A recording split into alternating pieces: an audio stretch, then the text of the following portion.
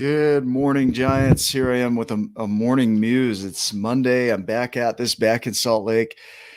If you're joining me, feel free to comment. I'm only going to be on just a couple of minutes here, but I want to talk about, and this is what I'm working on personally, is emotions. Why are emotions so important?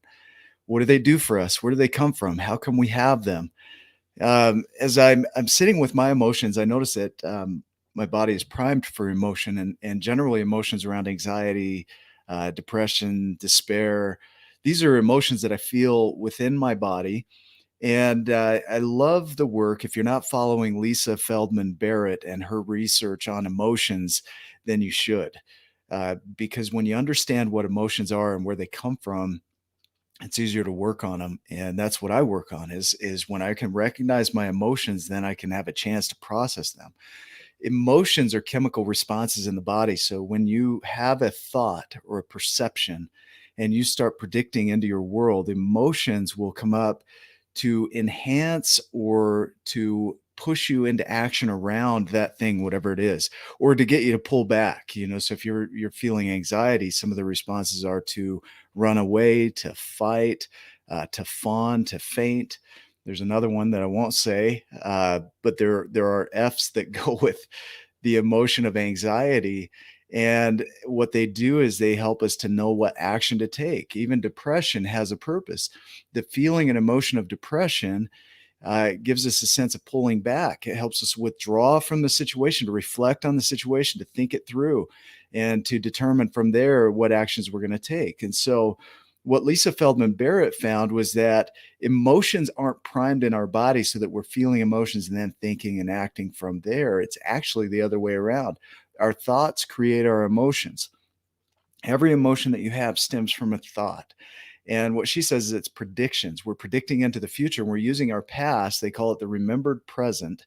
So we take our past experiences and we bring that into the situation. And then from that situation, we make predictions. And it's based on those predictions that we feel emotions, and those emotions determine what actions we take. And so when you're feeling an emotion, that's kind of the end result right before you take the action or inaction around the thing, the prediction. And so it gives you a chance to really slow down with your predictions. What are you predicting into your world? Because if you're feeling despair, you might be predicting that something negative will happen, or there's no hope in what you're doing, that your activities will be fruitless. And so you feel that despair, and you pull back into yourself and you don't do anything with it. If you're feeling panic, you're predicting into the future that some situation is going to happen, something negative is going to happen. So you start to panic to try and control it. And so you're predicting that that's going to occur. And then the emotion comes up to support that. And that emotion helps you to get into action or out of action around a certain thing.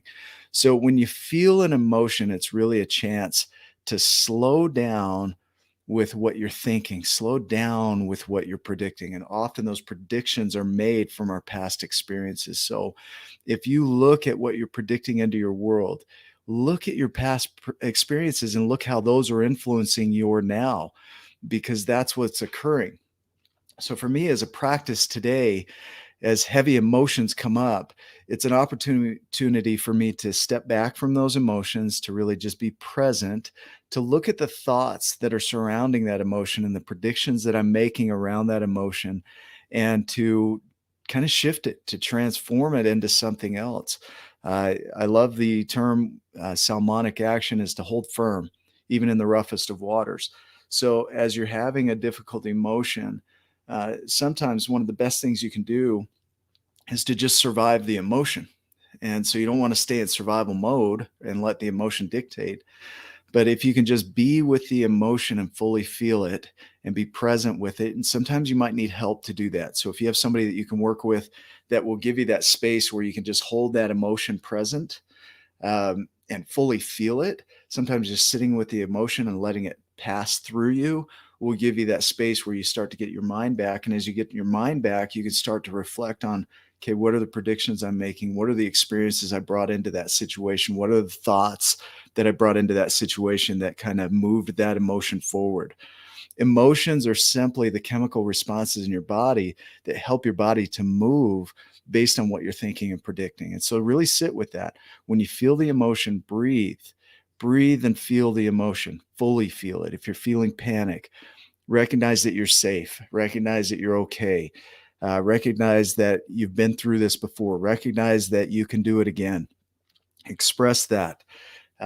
Sit back after that calms down and look at the thoughts. What thoughts created that? What predictions did you make that created that? And then from those predictions, what beliefs and values do you hold on to that kind of keep that thought fresh in your mind, that allow that emotion to keep coming up and cycling through? I can tell you, as I work through my emotions, they come up pretty frequently. The more I can step back from them and really look at the thoughts and the predictions I'm making from them, the more I can shift those predictions and do something different. The more Salmonic I can be, the more at peace I can be with those emotions, the more acceptance I have of those emotions, giving them space to be present.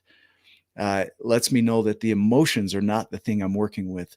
It's the predictions and the thoughts behind those emotions that I'm working with. So emotions kind of tell us, this is why they're so important. They tell us what to pay attention to. When you feel the emotion, that tells you that you've got thinking behind it. It tells you you've got predictions behind it. It tells you you've got experiences that you're bringing forward. And those are the places to work. Because once you shift those thoughts and predictions, you shift your emotions. And so the more peace and acceptance you give to your emotions, the more peace you give to your thoughts, and you're able to transform it and shift it into something different. And so I'm in this with you. We're all out there doing our own work. And on the Giants journey, one of the things that we'll have to do is pay attention to our emotions, not allow our emotions to dictate our actions, but allow our emotions to help us navigate backward into the thoughts and the thinking patterns that are creating those emotions. Because every emotion is created by us. We are not created by our emotions. And so sit with that, practice that. It is a practice daily. So sit with it, be with it, notice your emotions, notice what brought those up, and then work from there forward. And so go make it a giant day. Thanks for listening. And if you have comments, share those in the comments section, and we'll talk about this throughout the day. Make sure you go over to YouTube and subscribe if you haven't done that. That helps us with our marketing and helps us get the word out, because our goal is to support you in what you're creating in your life. Anyway, go make it a giant day. Thanks for watching. I'll see you in the next video.